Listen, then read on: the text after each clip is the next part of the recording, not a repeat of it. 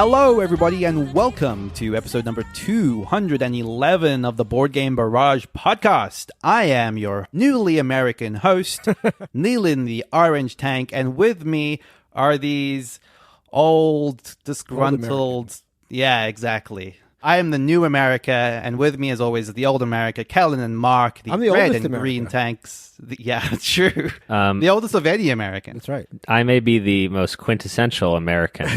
As dictated I have by heard that. Shut Up Exactly. and Sit Down's YouTube comments. Right. A very I friendly place.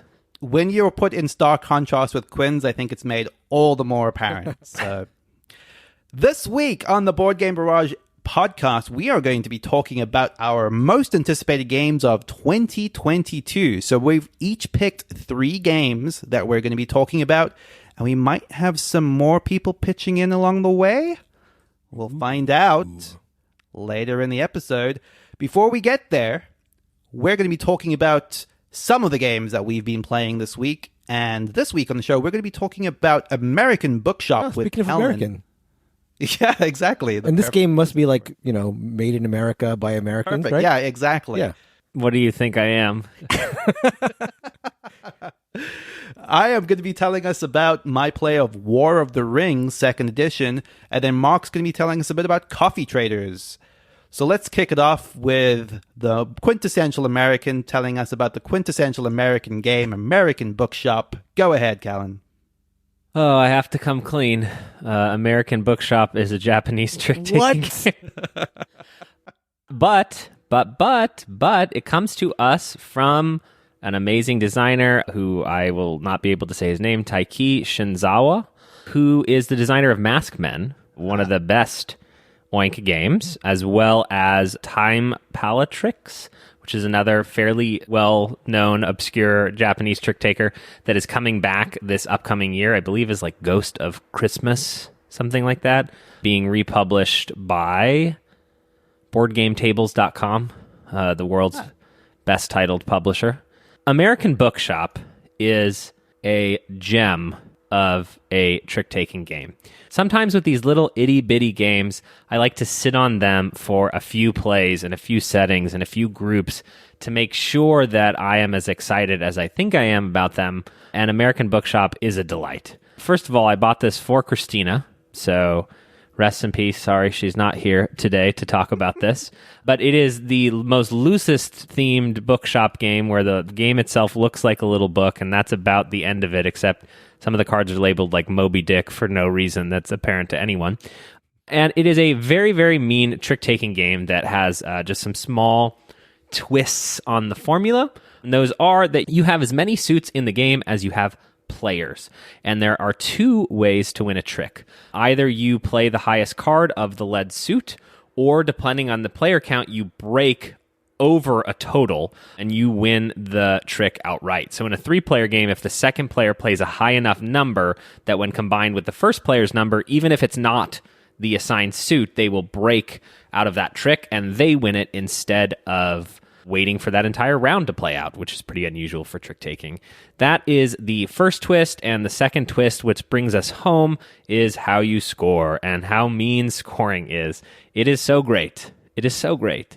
The player who has the most of any suit will score +1 point for every card of that color that they have. Every other player will score -1 point for every card of that color that they have.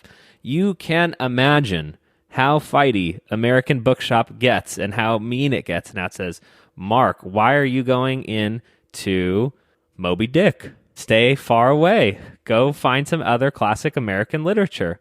That is the game in a nutshell. It really is good. Oh, you can also get The Old Man and the Sea by Ernest Hemingway. Have you heard of that, Nealon? That might be heard of that. Well, I don't know. You just became an American. Oh, that's right. Yeah, I didn't have exposure to American books until last week. It's going to be a wide new world of literature that's opened up to me. I would say this goes very high on my list of trick takers almost immediately. I always have this in my bag right now and really like it at both 3 and 4 players. I don't know that I've tried it at 5, which it goes to. What do you guys think of American Bookshop? This one goes back to when we played it at PAX Unplugged. I like this. It sort of gave me the feeling of Startups a little bit, Yep. the way that you want to make sure that you're going to win something when you start diving into it. Whenever you play a trick taker nowadays, you know there's going to be a twist because that's the only way this sort of the mechanism can survive. And so you've seen a lot of them. You're exposed to a lot of them. But I thought this was a really clean, interesting take on trick takers. I liked it. Yeah, I think just having that additional objective, that alternative, like trick winning condition, just gives you a couple of different ways you can consider your hand at the beginning of a round and figure out the best ways to play your cards accordingly in a way that I thought was really smart. Like being able to pivot out of a trick to like say, okay, I can break this one above number if I need to is great because it's a pretty mean game. Like I was reminded of Arboretum during the course of it, just from that sense of like, okay, you're committing down a color and you really, really want to hope that you're the person that wins out with that color at the end or you get completely messed up. And I mean, it's just as mean in the same ways. Like, it's rough when your little row of 5 cards becomes negative at the end of the game because Kellen had the upper hand on that particular book. And that is American Bookshop, a very good Japanese trick taker, and one that really, along with Masked Men, puts me on to the designer and kind of puts them in the list of people that I'm always just going to be seeing if they have anything new coming out in the future. So, on the polar opposite end of Tiny Buck's approachable trick taker, there is War of the Rings 2nd edition, which is a big, sprawling game with a huge board and a ton of miniatures. Like, one of the things that is so wild about this game is once you've finished setting it up, the board is just littered with miniatures across the entire face of it, and that is the beginning of the game. The premise... There it is, an American book. Yes. Sorry, that comment would have gone really well right after your first sentence. Oh, is it not an American book? No, I think he's English. Oh. Yeah. Well, then we just have to remove that entirely. And I'll add something to the list that I learned. Is he not American? I think so. The guy who wrote Lord of the Rings? English. J.R.R. Tolkien? Let's Yeah, look. English writer. Well, English could be American. Could mean anything, yeah. It could be an American English. I'm sure he came to America at some point. So you're right. I think the orcs were inspired by America. Oh my god. So War of the Ring is inspired by an English book called Lord of the Rings. You may have heard of it. It is a grand sweeping board game that attempts to be the telling of the grand sweeping story that is Lord of the Rings. And I want to clarify a few things. This is a game that is bigger than the story of Lord of the Rings. I mean that quite specifically. Like, the story of Lord of the Rings is the story of a small group of people traveling from one end of the world to the other.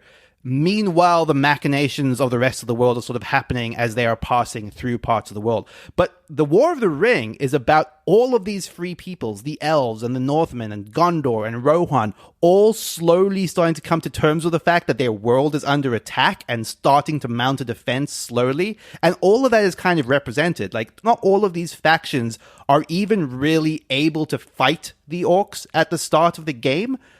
One player is playing as the forces of Sauron. That is the orcs of Mordor, the orcs of Ice. And I'm just going to be throwing out a lot of Lord of the Rings here, so forgive me. The orcs of Mordor, the orcs of Isengard, and the Southron people, who are, if you remember, are the humans with the elephants that attack in the books and the film.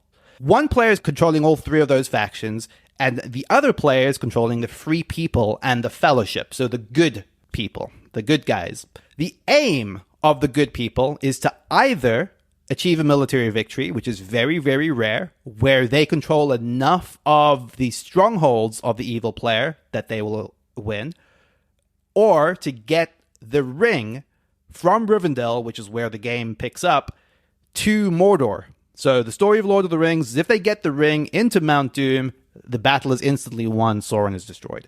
Those are the 2 ways good can win. Bad similarly can win militarily, but they have a slightly harder time of it in terms of length. They have to conquer strongholds, but a lot more of them. But they have a much more dominant force on the board. Alternatively, they have to corrupt the ring bearers enough that they won't be able to get the ring to Mordor. So there are these 2 competing objectives at all time, and one is focused on this very small game of just sneaking the hobbits and the fellowships from one side of the map to the other. And the other is this grand war game of units of 4 different factions across the map, and each faction is like politically motivated to either attack or stay out of the war and can muster defenses or not, and a battle system. And that's all happening in parallel. On your turn, you're going to roll a bunch of dice that will determine the actions you can take, and that's going to determine whether you're going to be able to reinforce troops, move the fellowship, or play one of these special events cards, which is part of the big core of the game. Every round, each player is going to draw 2 cards, and they have a lot of very cool, narratively thematic events associated with them. So this might be, for example, if you have Aragorn, one of the characters, in a specific position on the map and are able to move him to another position on the map, he's able to summon the army of the dead, which could be a big turning point in your game if you get those events to line up. In fact, in our game, that was a very big moment. It felt like this big dramatic moment where longtime Sunshine in our Discord, Daniel, who I was playing with, his huge army was obliterated by the army of the dead suddenly evading as a result of a card I played. Now, that could strike you as something that might just be very That's the sort of game that this kind of is. It has big moments like that. It has big, splashy, feel-bad moments, but they're all drawn from the source material in a way that if you're a fan of Lord of the Rings, will feel cool. Maybe not so much if you're on the receiving end of something particularly devastating like that, but at the very least, you know that this was a big moment in the story of your game. That's kind of the thrust of what this is. It is big, story-driven narrative moments, emergent narrative moments set on the backdrop of this massive war happening in Middle-earth. I kind of loved it. Wow. So, Mark, I'm very curious to cut to you really quick, because I know that you played not a full game of this, but you had a pretty different reaction to your game of War of the Rings. Is that right? Yeah. So our game, I can't remember exactly, but I think it was somewhere in the neighborhood about maybe 4 hours, maybe 5 with teaching. And I think our game suffered from a couple of things. First of all, you were playing with Daniel, who's played this game a number of times. Both I, the person who taught the game, and the person I was playing against were new to the game. So even though the game I don't think is overly complex, we were referring to the rulebook quite often. And that's not to say it's a light game at all by any stretch. No. For sure. But we're referring to the rulebook quite a bit. And there's a lot of the game is on the cards. As you sort of mentioned, there's a lot of events that happen in the cards. So there's a lot of like referencing like how those cards work. I think that was the biggest thing that hurt us, was the fact that we were both new to the game.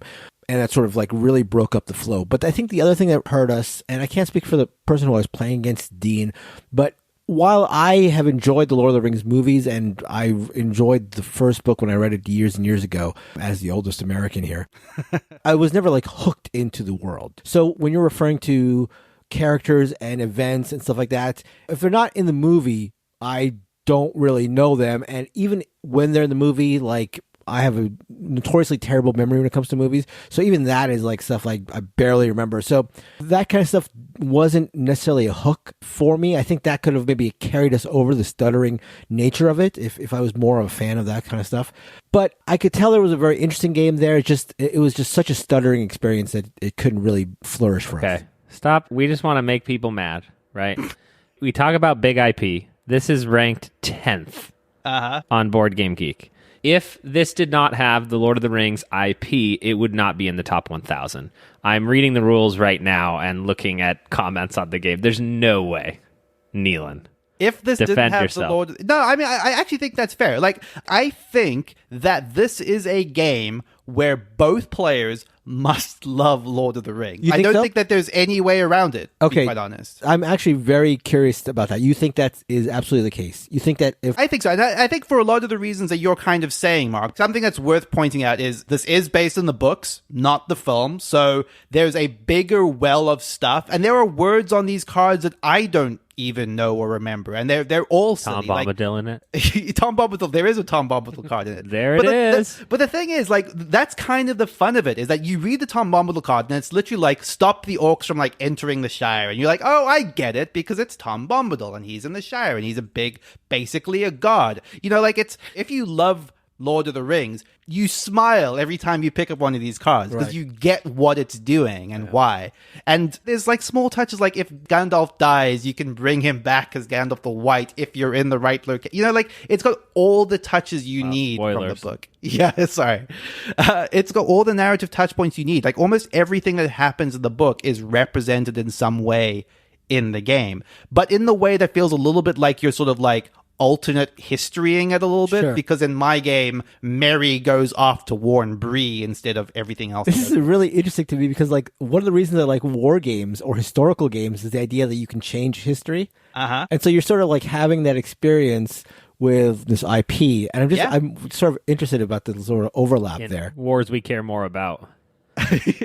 Well, I mean, for me, certainly. And I think that is actually part of the appeal a little bit. It does feel a little bit like you're rewriting it a little bit in your head. Like, in my version, Merry is the champion that's going to go off and save God. You know what I mean? Like, Yeah. it's that sort of thing. So I don't think you would love this game, even if you love the IP. And correct me if I'm wrong, if it wasn't a very solid game. Definitely. And I want to, like, caveat this a little bit, because I do think as I'm playing it, there's a little bit of, like, Mark brain happening in my head, which is like, okay, that was kind of Right. I rolled some dice and a bad thing happened. I pulled a token from a bag and a bad thing happened. And we're 3 hours into this game and I lost because of it. You know, like that sort of Sure. thing is in the game. Yeah. But it forms a richer narrative of what your game is, because it's not just a token pull. It's Frodo getting corrupted on the steps of Mount Doom. You know what I mean? Yeah. You have to be imagining it in that mindset or the game won't work for you. So what I'm trying to figure out here is, like I said, I'm sure it's a solid, more than a solid game. It's probably like above average game for sure, no matter what. But this is probably like not the type of game where it would be in anybody's top 10, top whatever, top 20, if they weren't big fans of Lord of the Ring. Is that something that you would say? I think that is probably true. I can imagine like an edge case scenario that someone plays the game, is like, oh man, I need to check out these films, these books, and then like grows their love Sure. from like one weird play of it. But I think that's such an edge case. Like, I think you have to have some baseline appreciation for Lord of the Rings. Star Wars Rebellion, but for older people. Sure. Why not? I'm just trying to see how many people we can bend. Alienate? Lauren, exactly. Well, it is okay. It is cool if that's what you're into, and it's fun that board games as a hobby can sustain that level of niche. But even the sort of like logical understanding of the rules is aided by knowledge of Lord of the Rings. And so someone who hasn't read Lord of the Rings is like, there's so many exceptions here. Why Totally. is this happening? And so Right. that's hard as a professional game reviewer, that of course we all are, to like give it a pass. But I mean, why not? Why wouldn't you? Right. And I think that like even just like the rule explanation is like helped by, like you're saying, we're talking about an hour-long rule explanation where I'm smiling at every new rule because I get why it's there, you know? And like I'm being quite serious because it's kind of like, oh, I get what this is representing. Yeah. You know? Like it's cool in that way. So, like, what I'm imagining is, like, if you are a board gamer, quote unquote, and you are a fan of the Lord of the Rings mythos and literature, And you're okay with 3+ hour long games. Right. sure. Which is but- that is a subgenre. Yeah, no, of course. well, no. Let me take that out. Let me just say the first. No, thing. let's not take that. Why are we taking that out, because Mark? I think that's. Why don't we leave that in? I think that's an even more no-brainer. But my You question, know who is, Tom Bombadil is? I don't know who Him Tom out. Bombadil is. Well, then you. That's good. Good point. I had considered that part of it. No, my question is, if you're a board game person who plays board games a lot, and you are a big fan of the Lord of the Rings, irrespective of how long this game is, this feels like a no question recommend. On your Absolutely. Even the fact that it's a super long game, it feels like, hey, if you're a big fan of Lord of the Rings, this is like almost like a must, right? And you're a This board is game the person. most Lord of the Rings game that exists. And I mean that in almost every sense. It is so all-encompassing. Like I said, it's actually, in some ways, it's a bigger story. It feels like the wider story of Lord of the Rings on a board game table. Like, it's pretty great. One of the things that's worth saying is that this is a game you'll play probably not very often. Like, even as Daniel and I were talking about it, we'll say, oh, we should try revisit this like 2 or 3 times a year, which, you know, like that itself is a big ask, but like it's in the context of other board games, that almost feels like, why would you buy a game to play it twice a year?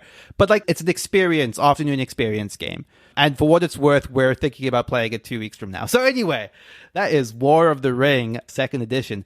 An absurd game that I really adored, but know going in that you probably want to be a big Lord of the Rings fan for this one. I have read reviews of this that say that it is the board game adaptation of the books. So I think that's a very good description. As in the movie is an adaptation, this is an adaptation, and that's like the biggest turnoff I can think of. That's so that funny. Aloud. But no, but it's fun. It's the opposite for me. Yeah, I love that about it. Like, I love that about it. I kind of wish that more IPs got turned into games like this, rather than let's shave off like this one part of the thing, like the combat, and turn that into a game, you know? Cool. Yeah, War of the Ring.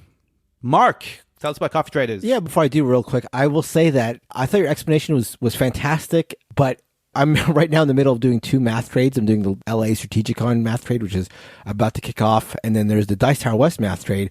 And I have War of the Ring, 2nd edition. And I have been like hoping that it is just like, it was just a stuttering first play. And I'm not sure what to, like, maybe, I don't know, second play. But I think you just convinced me to add them to the math trades. That's not a slight on the game or the way you described them. It's just that, like, you have solidified that, like, I'm not going to get into... You're waking up. The Lord of the Rings from the clutches of big IP. But you've cinched that. You know what, Mark? Like, I definitely had you in the back of my brain while I was playing this a little bit, because if I think back to thematic games we've played, you've always been the least... It's like Nemesis style of like, well, this dumb thing happened because I drew a card. Like, yeah, there's some of that baked into this, and it's sure. No, that would annoy you. I think that's great. As far as like being, you're a big fan, like, historical war games that I like have that kind of stuff. Have That's that, true, like, actually. Things like as balanced as Twilight Struggle is and stuff like that. They have those cards that are like, what the hell is this? But sure, when you think about it in the historical sense, it makes sense and it's cool. I like that, but I can see what you're saying. You're saying you love what is essentially a Risk variant that someone started doing fanfic around and like drew. Wow. And then made an event deck that just adds extra. No, sounds like a great 4 hours. Absolutely not fair.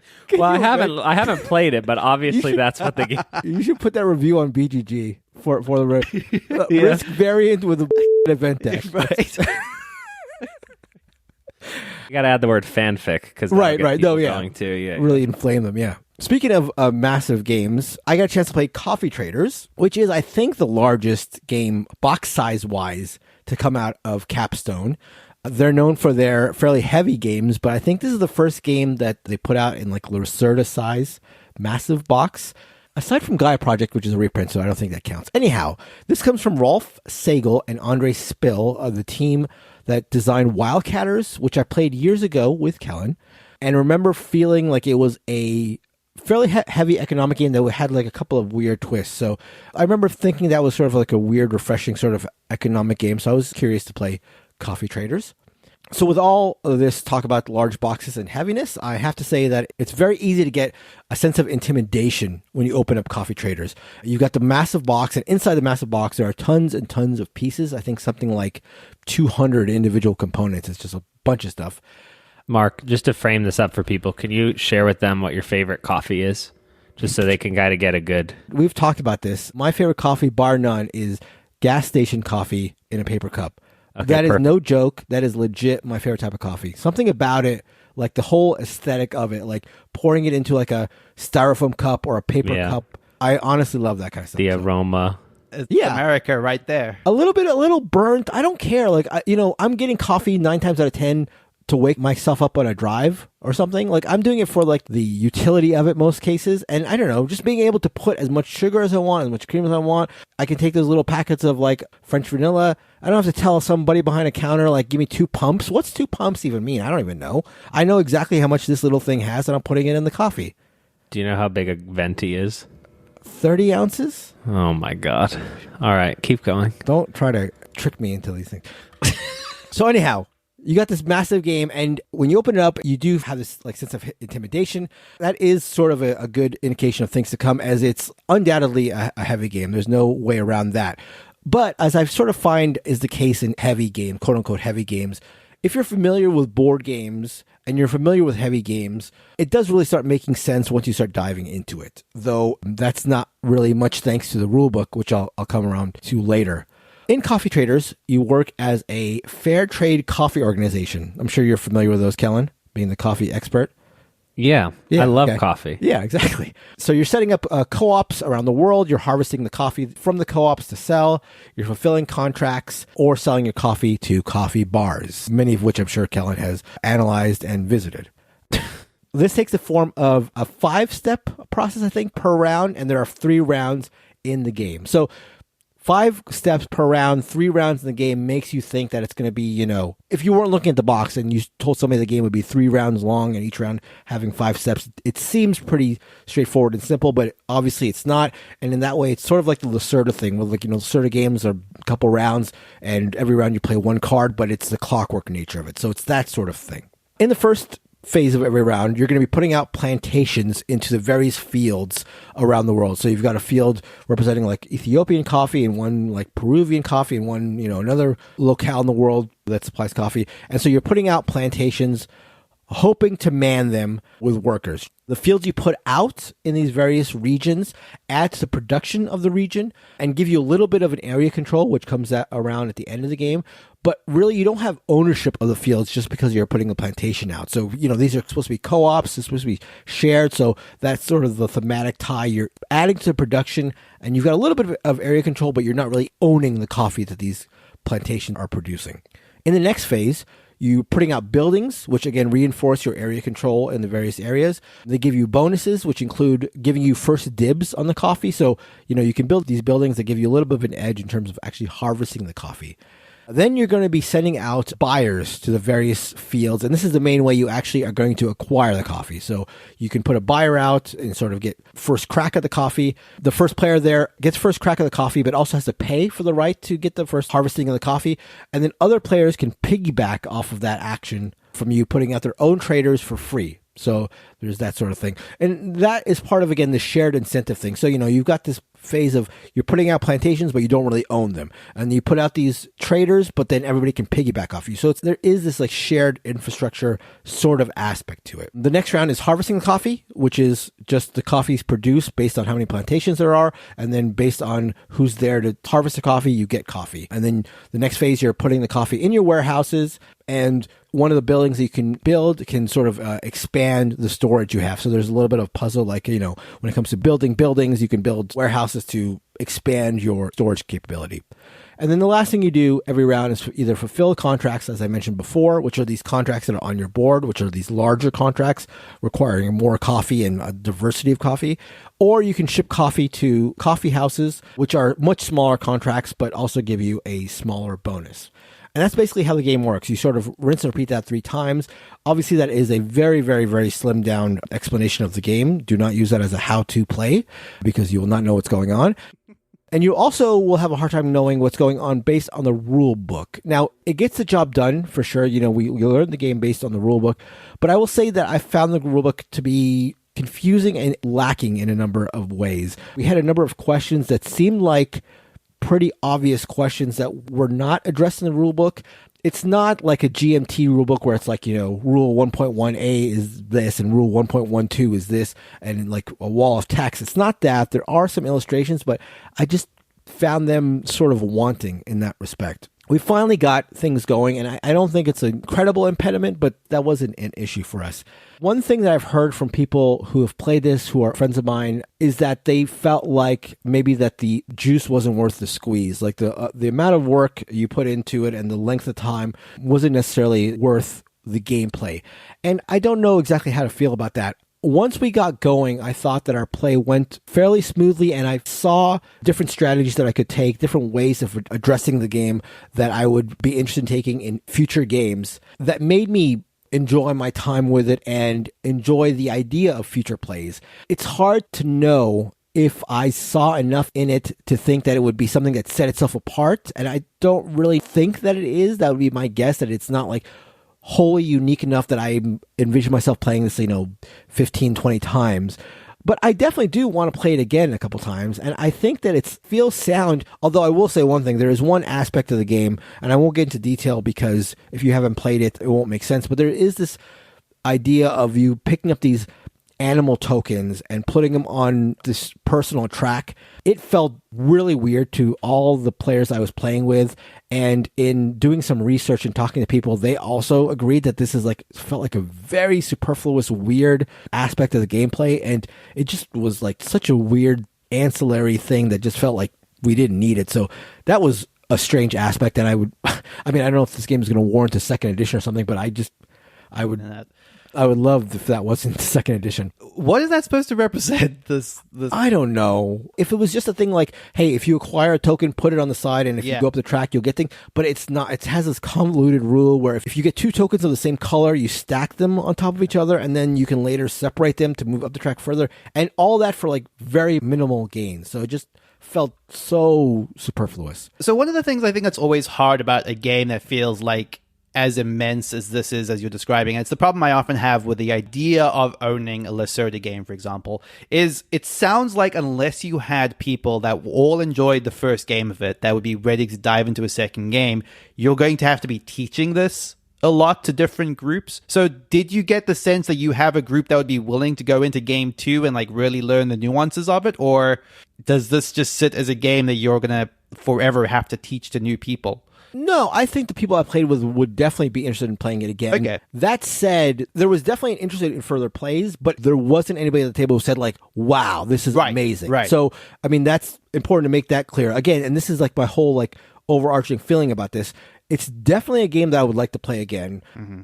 I don't think it's the most complicated game to teach. I mean, it's definitely a solid 30 minutes, 45 minutes probably, but I would be happy to do that. Again, a game that springs to mind as an example of this or comparable is Escape Plan, which is a game that is like, another heavy game, but a game that after that first play didn't really feel like I wanted to play again. Right. Wouldn't want to go through another teach. I was sort of like clearly put off by that. Coffee Traders, I would love to play again. I wouldn't mind teaching again. But again, all that said, I'm not sure it's going to ever be like a top 50 game for me. But I think it's solid. I think it's interesting. Okay. So if you love heavy games, I would say definitely give this a try. If you don't love heavy games, then there are plenty more that I would recommend above Coffee Traders. But it's solid. When you see this all out on a table, this comes almost the closest to looking like it's just an Excel spreadsheet that's like shaded different colors. Right. It's crazy how much there is to this table setup. Yeah, there's a lot. And it is fiddly, but I don't think it's overly fiddly. Yeah. But yeah, you're going to need a large table for sure. No doubt about it. And an accountant. Sure. And that is Coffee Traders by Capstone Games, designed by Rolf Sagel and Andre Spill.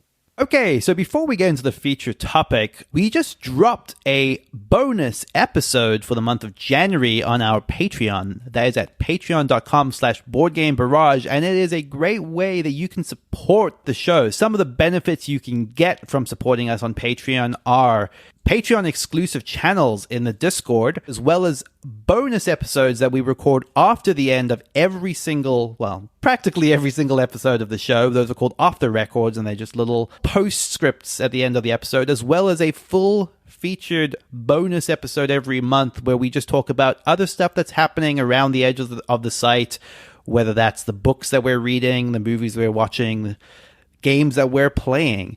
All of your support is hugely appreciated. You can help us out at patreon.com/boardgamebarrage. If I don't want to go to patreon.com/boardgamebarage, Nealon, can I go to boardgamebarage.com/Patreon? You can.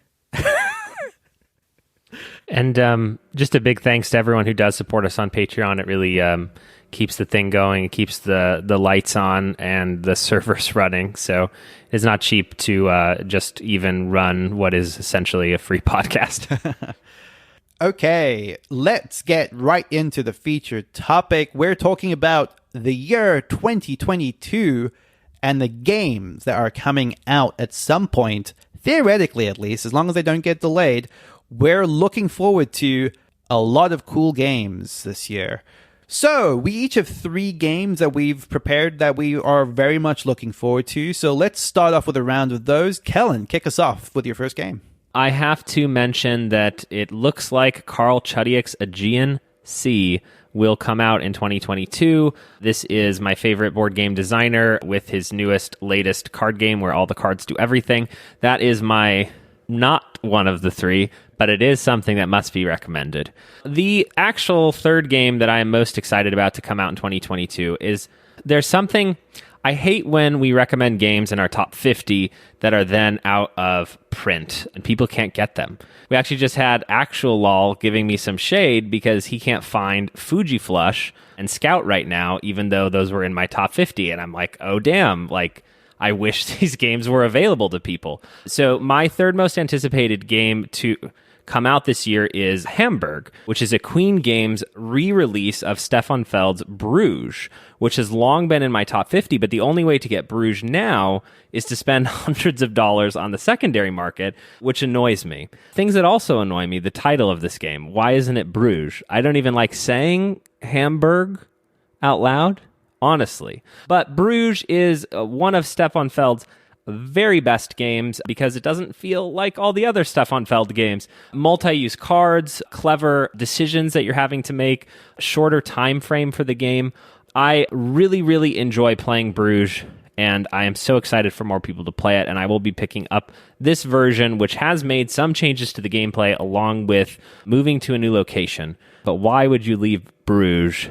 I think that everyone should get to see Bruges again before they die, and so check out Hamburg coming out later this year.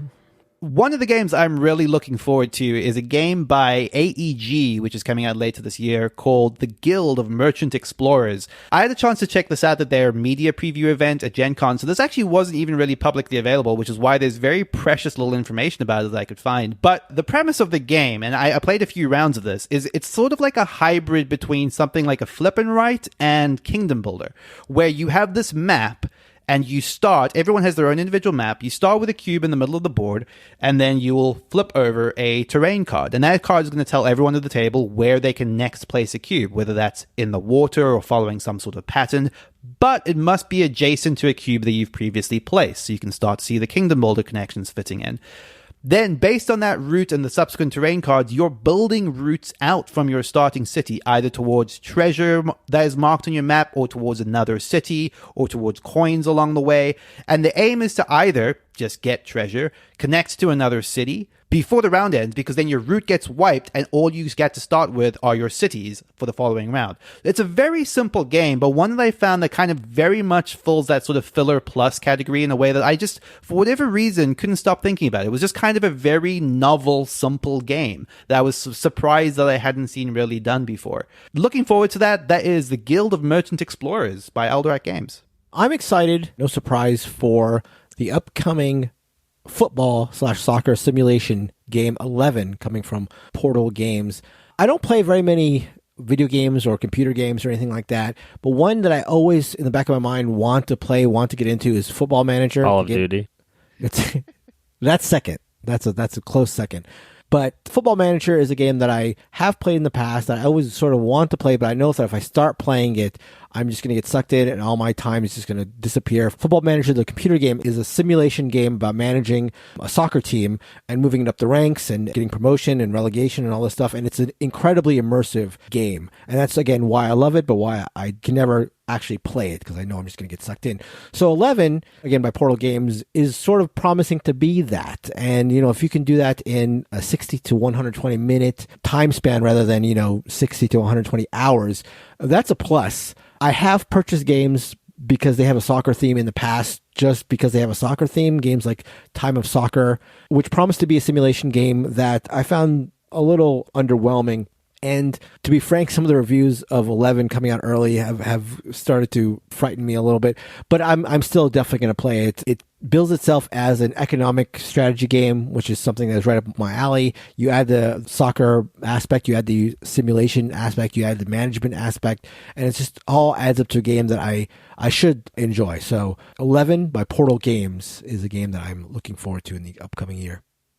Okay, so that's our first round of 3, but it's not just us you want to hear about. Let's see who else wants to chime in with their most anticipated game. Hey, it's Paula Deming from Things Get Dicey, the podcast This Game Is Broken, and the YouTube channel Watch It Played. I'm joined by my cat, Shepherd, who you might be able to hear purring right now. Shepherd. There are a bunch of games in 2022 that I'm really looking forward to, but I'm specifically really excited about the game The Shivers, a mystery-solving, storytelling, puzzly game where the board is a pop-up book. It's a pop-up book. Look, maybe I'm a sucker for gimmicks, but I want to play this. I want to play a game in a pop-up book. I cannot wait. Wow, That looks sounds cool. great. And it looks cool, too. The Orchid Tank is back with a pop-up book. I love the look of this. Like, I am a sucker for papercraft, and this is that in a board game. Papercraft? Yeah, Yeah, like papercraft. crafting things What out of the- paper. What do you Like mean? a blacksmith? What? How No. often have you used the term papercraft in your Okay. life, Neelan? I have a lot. Okay, look. You have a lot? Okay, I used to do that. This was like a thing when I was young. I used to do make things out of origami, and you could buy books where you would cut things up and assemble them out of paper. Like that was, it's a whole thing. You used the term papercraft. Word papercraft. Have you used the term papercraft more than half a dozen times in your life? Papercraft Mom? is a generic term. Probably not, to be perfectly honest. Mom, can I go to my room and work on my papercraft? Yeah, It does look cool. It does look very, very does cool. look It is very a heck of a gimmick for sure. yeah, absolutely. Yeah, the art direction is way prettier than I expected for pop-up book. Cool. Hey, it's Casey, aka Brandon Ajar on TikTok and Twitch. My most anticipated board game release for 2022 is the new Marauder expansion by Patrick Leader from Leader Games. Root is one of my favorite games, and until this new release, when playing 2-player, I've had to use bots from the Clockwork expansion to aid in making gameplay smooth and balanced. Typically, I'm fine operating an AI, but it can really reduce how often I get Root to the table, as well as limit the characters I'm able to play in a 2-player setting. The new Marauder expansion adds a few things to the Root universe, including new factions and landmarks, but what I'm most excited about is the introduction of the Hirelings. These mini factions lend their services to players willing to pay for it, and from my understanding, they increase the reach of factions by offering powerful combinations and allowing for a more well-balanced 2-player game. I feel like Casey is showing me up because that was a very eloquent description of Root expansions, which is in my top 50 games of all time, and I'm not here trying to get people to pick it up. So I feel some shame right now. So thank you, Casey. And this is also news to me that this is a 2-player focus expansion. That's the idea. So it is one of the ideas. Okay. I think there's always A few. many ideas to an expansion Sure. for Root that isn't even done when they sell it to you on the Kickstarter. That is There's cool, the though. hirelings and some different concepts, but I think people are really getting jazzed about the new factions, and I'm eager to try them as well. Yeah, and it's cool that you won't have to be playing with bots anymore if you're playing with 2 players. That's really cool. Hey, it's Brendan And Jake, from Decision Space. the podcast about decisions in games. The 2022 release that I am most excited about is Dungeons, Dice, and Danger, a roll and write game from Richard Garfield, published by Aaliyah. I don't need to know anything more than that to make this the game I'm most excited about in 2022. Richard Garfield doesn't always hit, but when he does, it's generally amazing. So I'm willing to put my chips on Richard Garfield going into 2022. And I'm most excited about Hamburg, coming out from Queen Games by my favorite designer, Stefan Feld. Hamburg re-implements Bruges, my second favorite game of all time. Yes, it's overproduced. Yes, it's way too expensive. And yes, you bet I want to play it. Back to you, BGB Tanks. This is definitely one that I'm going to have to play for sure. And I think the thing that's always interesting with Garfield is, like Brendan says, you just never know whether you're going to get a hit or a miss. So there's a little bit of a roll of the dice there, and I'm excited to like see how it works out. Roll the dice. I get it. Yeah, see what I did there, Mark? That's comedy. Papercraft right there. Yeah. And Jake coming in with Hamburg. Sorry I upstaged you. I didn't know. I haven't listened to these yet. But yes, a fellow Bruges bro, as they say in the business. What a good selection. Better than anything Mark and Neelan have said so far. So let's hope it improves. Let's get into another round, I guess, everybody. Kellen.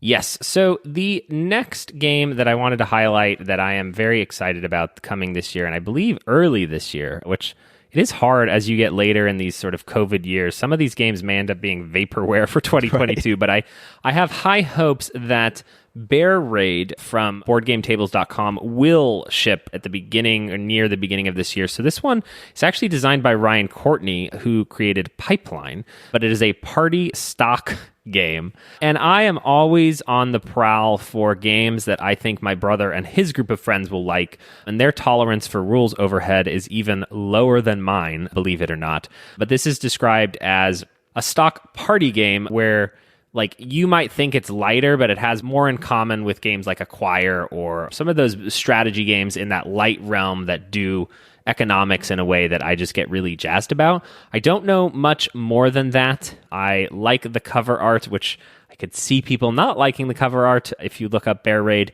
but this is one that the second that we have the right group, I'd be excited to try this. It seems like it runs an hour long. You're playing 5 players. I have a strong positive association with games that are sort of gamery party games because that's like where my tastes lie. And I think Bear Raid looks like it could fit just right in my collection.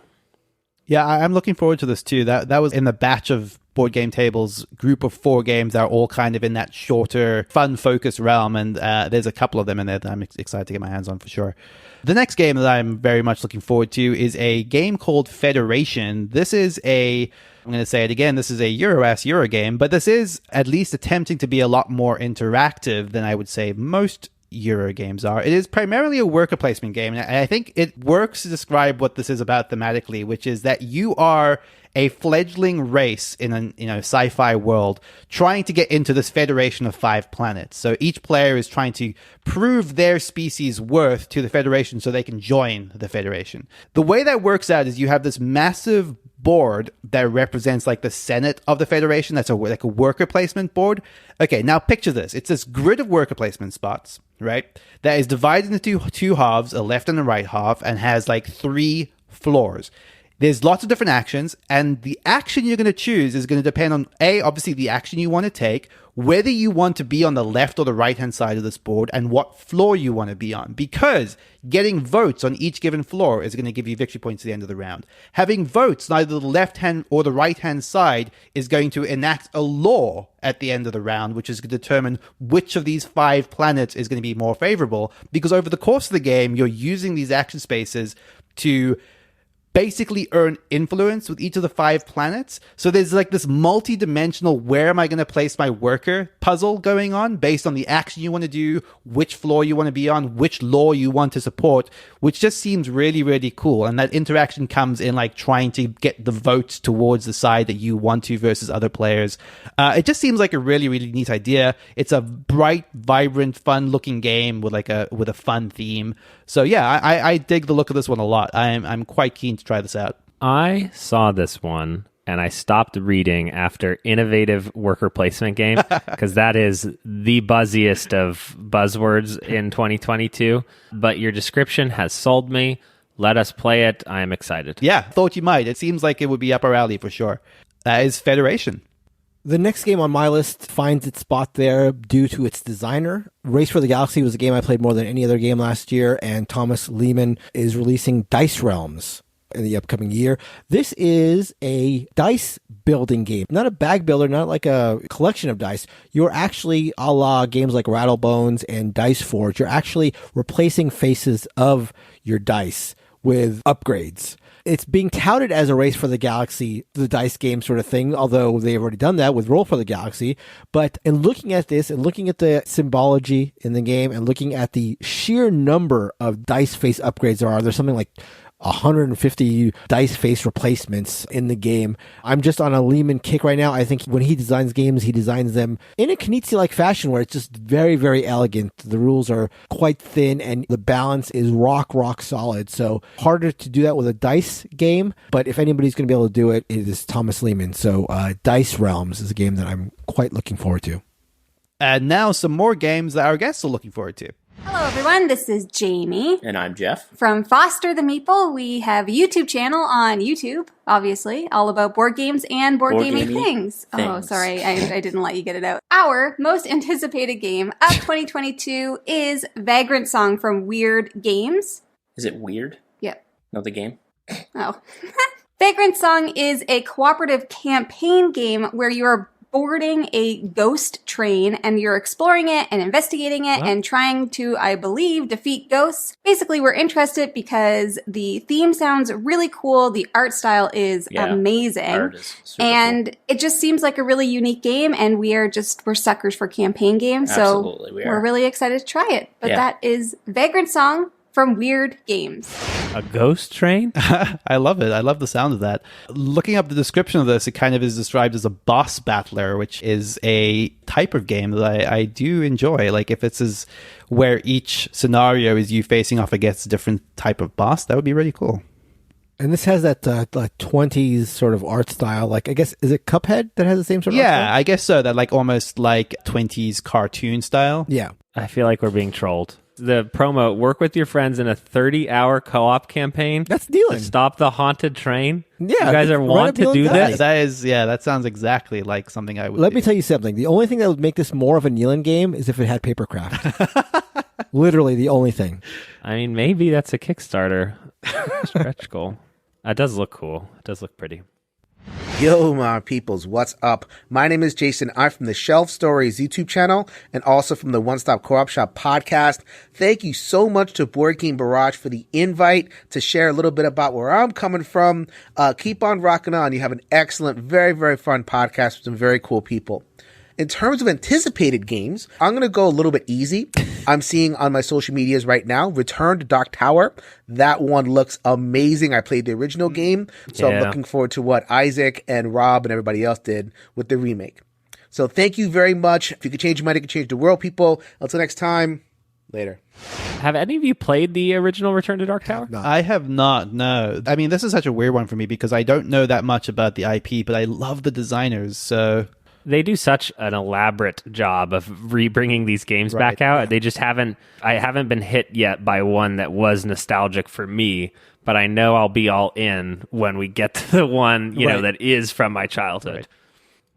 Hey, it's Raina from 1 Minute Board Games here, and the board game release of 2022 that I'm looking forward to the most has to be Weather Machine. Now, I am such a Vagrantsong fangirl. I feel like with each of his newer games, he keeps getting better and better, which is like, how is that possible? But hey, I am also an Ian O'Toole fangirl. I feel he really changed the game for board game art. All of his iconography is so intuitive, and it helps make playing any game he designs much easier and enjoyable. Like, for real, name a more iconic duo than Vagrantsong and Ian O'Toole. I'll wait. I think that we have to thank Raina a lot right now, because if Weather Machine had not come up, had not been in the episode, you know who we would be attacked by? The Vagrantsong army. I definitely have Weather Machine as a honorable mention, so I would have put it out there. I am excited. Oh, it's on the list, trailing like you would have. Yeah. Like every game that happens to be ranked 51 on your favorite board games of all time. I have a list that goes from 1 to 200 and something, so do not dare say that I have multiple games of 51. I also appreciate Raina giving some light and some publicity to the up-and-coming artist, Ian O'Toole. Yeah, he can that use guy, all that he can get. So going places, appreciate that. guy. Actually, we recently tweeted at him and said we'd like to commission him to make a Board Game Barrage merch design. So maybe they'll listen to this and respond to our tweet DM. I sincerely hope that Ian O'Toole does not listen to our show if he takes us up on that offer, because he may try to get some retribution for what I said earlier. Misunderstand the jokes that you're making? I would love to have claimed that my first time I mentioned that was a joke, but sadly I cannot. Good pick. Awesome. Let's get back to us. For our most anticipated games of the year. Kellen. So, my most anticipated game of the year comes to us from none other than Osprey Games, who is on a bit of a roll recently, and this is called Crescent Moon, and it is a 4 to 5 player asymmetric faction game. Who's ready for another one? Because I am, and this is where we play some music. Who's ready for it? No, the cover art for Crescent Moon looks spectacular. So it is a 4 to 5 player asymmetric factions game set in the ancient Middle East. I believe, which is a unique location and setting for a modern board game. And the art style is really cool as well. They only have the cover art available now, but just something that draws you in and really makes you want to explore the sort of setting and theme. There are a couple of things that really stand out that I'm excited about here. One, it only plays at 4 and 5 players. Boom. I'm immediately more interested. It's not cutting off its own foot to give you a solo mode for a highly interdependent asymmetric game. It's not letting you play 2 players. It's 4 or 5 players. The designer was inspired by playing Chaos in the Old World and Dune. Okay? The pedigree is there. The publisher is there. The art style is very cool. Unique setting. I am so excited to check this one out when it is available. It just seems aimed squarely at me. I have said, and I will continue to say, that there is a limit to the amount of asymmetric area control faction games that one needs, and I'm always right up on the edge of this. So again, maybe my appetite is bigger than my heart is for these games, but I will absolutely be acquiring Crescent Moon this year, and I'm very excited to give it a whirl. My most anticipated game is Stationfall. This is a hidden role game set on a space station. So the premise of the game is you have this massive space station that's hurtling towards Earth, and everyone on board is going to die. There are a random assortment of characters depending on the player count. So let's say that there are 10 characters randomly drawn from a pool, and each character has its own abilities and objectives and sort of little tricks it can do on board the station. Now, every person gets dealt 2 cards at the start of the game that will tell them which of these characters they are actually controlling, which they are actually trying to pursue, and another card which is sort of a secondary character that they could also get points off of. But you can control any character on the ship. There's sort of like a bidding system where you're going to be spending influence in order to control characters around the ship. But at the end of the game, or sometime before the end, you'll reveal your character in order to say, hey, this was me, and I want to accomplish this objective by the end of the game. So it's got a little bit of that sort of like Nanty-narking, Ankh-Morpork feel where everyone is trying to work towards an objective while the station is sort of just this mass of characters moving around with unclear objectives, but you're all secretly working towards one very specific agenda.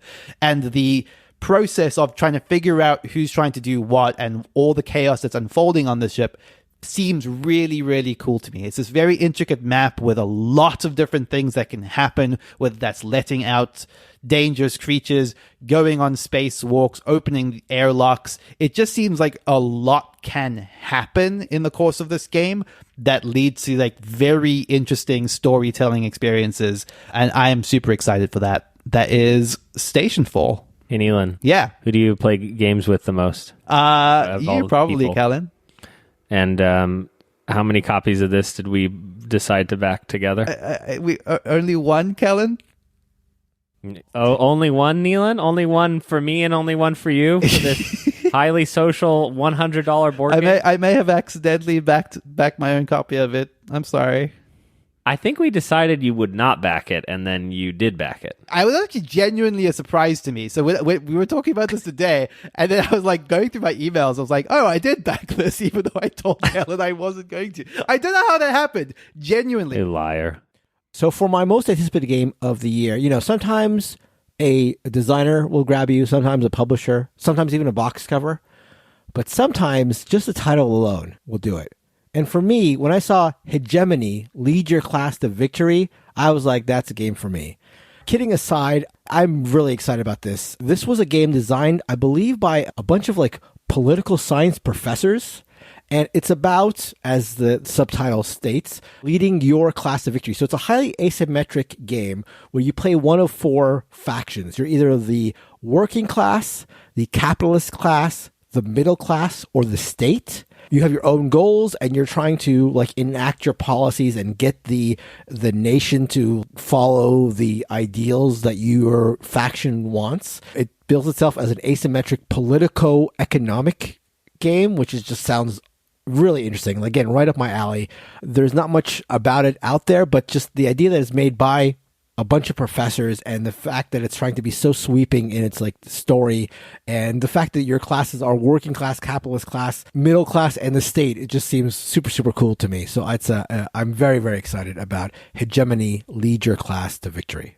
This has got to be, for some, too close to home. There's something interesting about war and how, abstracted and nonviolent, I am as a person. But then when you get to the game where it's like you're the middle class and you're trying to beat the state, sure, or you're trying to beat the capitalists, there's like... Yes, there was a little bit of queasiness to me when I saw that, but I do think it's just interesting, and I trust that these first-time designers bringing an academic bent to it will lead to an interesting take on it.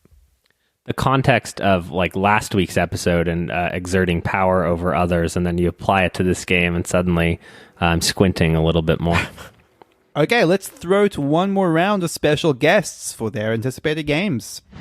Hi friends, this is Ruel Gaviola from the R&R Show, Good Looking Kickstarters, and Tabletop Tonight. My most anticipated game of 2022 is Raw. I'm a Reiner Knizia fan, and this is a reprint of one of my favorite games from The Good Doctor. It's a brilliant auction and set collection game that's been out of print for far too long. This new edition features art by Ian O'Toole, and it's being published by 25th Century Games, whose recent releases On the Rocks and Kohaku showcase their commitment to high-quality components and beautiful board game presentation. A masterpiece like Raw deserves nothing less. Well, it's like, why do our guests upstage us with like Reiner Knizia picks and like things that we actually should be saying? We do have to call it the fact that Ruel did mispronounce Knizia's title. He said The Good Doctor. Oh, not the only true and living doctor? Yeah, so that's a little bit of a ding. But again, also really nice to see more people give Ian O'Toole some props there. I was this close to putting this on my list as well because I've recently been a convert to Ra, and I am all in for getting like a Ian O'Toole version of this. So yeah, this is a game I will definitely pick up for sure. Hey everyone. This is Chris from the Board Game Hot Takes podcast, and my most anticipated game of 2022 is Distilled, designed by Dave Beck and published by Paverson Games. This is a resource management game where 1 to 5 players compete to create the finest spirits in the world. Now, I love cocktails. I love cocktails so much that I often do a themed cocktail segment right on the podcast. So, Distilled was kind of a no-brainer.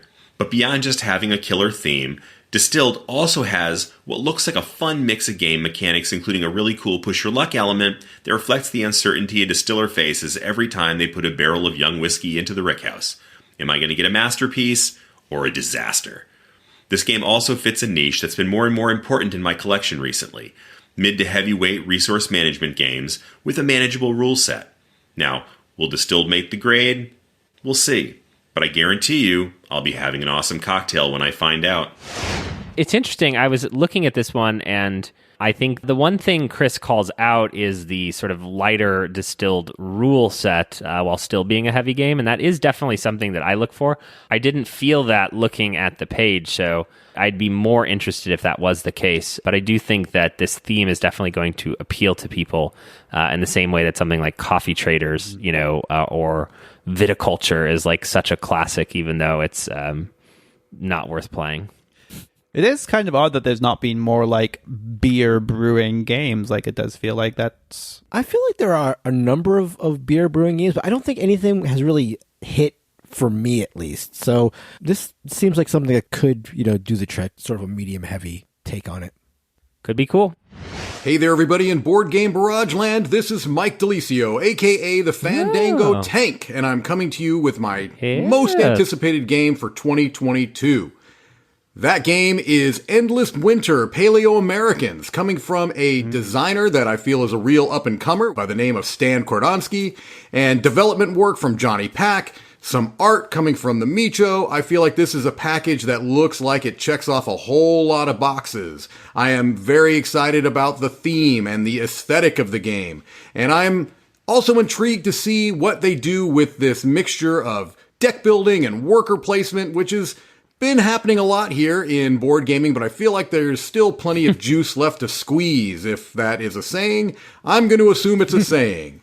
Anyway, that is my most anticipated game for 2022, Endless Winter Paleoamericans. Not only is that a saying, but weirdly enough, Mark said it earlier in the episode. That's right.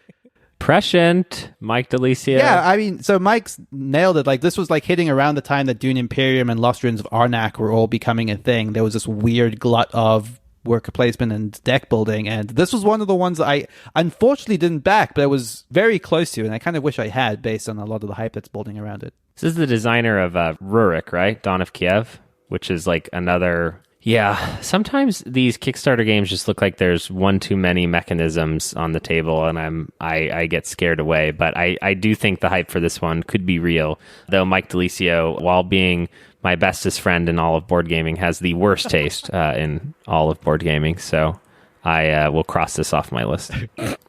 You were excited until he spoke up. That's right. I'm sorry, Stan. Thank you to all of our special guests for lending their lovely voices to our episode today. We have a lot of new games that we're now looking forward to, and we hope all of you do too. We will definitely have links to all of the people that contributed to today's episode in the show notes, so please check out their respective sites, podcasts, YouTube channels, TikToks, what have you. They are all fantastic creators, and we're super stoked to have had them join us for this week. That is going to do it for this episode. As always, you can find us on all of our social media. We are on Twitter at BRD Game Barrage. We have a guild on Board Game Geek. You can find that at boardgamebarrage.com/guild. You can also come hang out with us in Discord. That's at boardgamebarrage.com/Discord, which is basically like a glorified chat room where you can talk to us about board games and everything else that's happening in our lives. As mentioned earlier, you can also show your support at Patreon. That's at patreon.com/boardgamebarrage. Thank you as always to Heart Society for our intro and outro music, What's in Your Mind, Kid? And thank you, Mark and Kellen, for joining us again on another episode of The Board Game Barrage. You're welcome. Bye-bye. Goodbye. Good night.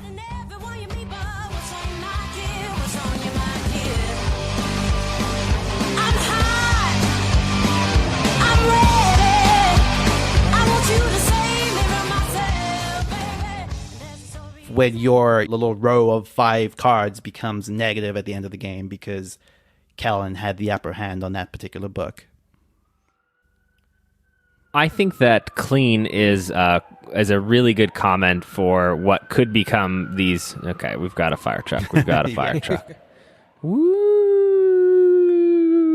We live very close. We're very safe here. It's the KFC. I think it's... Down. Well, that's what I'm saying. I think it's across from the KFC in case of fire, because that grease fire is the worst kind of fire. That's true. And you could write that down. You know what I mean? Yeah, no, I know what you mean. I mean, I would know say... my way around the kitchen. Well, I mean, would you say that you've learned more from me or I've learned more from you in 210 episodes? That's a very good question. That's a very good question. I think that no matter what the listeners think, you know that it's a whole hell of a lot closer than they think it is. That's good enough for me. When I look inside my heart, I know the truth. Yeah. And then there's that tread. So instead of us going back to you, back to you, back to you, like that kind of thing, there's a pleasant noise, not the beeping noise that just kind of goes to the next one. Like the pig noise. Dear God, Mark, do you have any instincts for this? We've done this 210 times. You have no instincts.